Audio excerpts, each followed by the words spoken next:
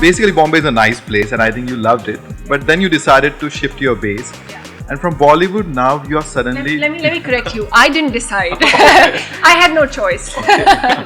Yeah, but you went to the United States and from this industry, showbiz to political activism, how did this happen? This started in June last year when our Prime Minister was addressing the joint session of Congress. And my father, he's like, so bete, why don't you come? You're such a Modi fan and we will be a part of Speaker Paul Ryan's welcome committee to Prime Minister Modi. And I was like, wow, that's fantastic. And earlier I was a bit hesitant about politics because you have your reservations and so I was like, okay, let me go. So I went there and we had a fabulous time. I met our Prime Minister, I was inspired. That is where this whole thing started. And then after a very long, intense discussion with President Trump, my father decided to support him because he stood for the same values that we stand for what RHC stands for, basically. So we put together this Bollywood show rally for him, which had about 9,000 Hindus.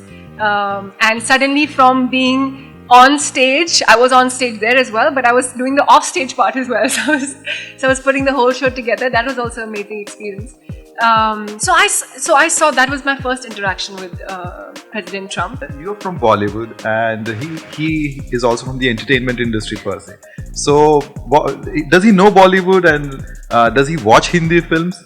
We'll make him watch Hindi films now. But yes, he knows Bollywood and he knows the kind of business we do. In fact, the first time we got talking, I was talking about Miss India because he had the pageant.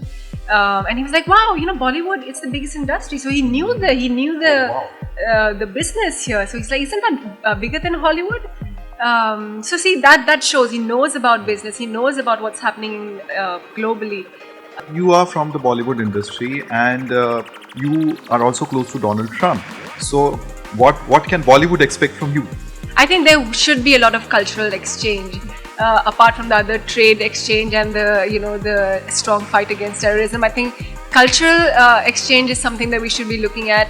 I think in the future we should be, already Florida is, we have a lot of shooting Indian films there, but we have still to explore a lot of America. So I think, be it, shoots, be it, there could be, grants for shooting. So I think it's a great time ahead.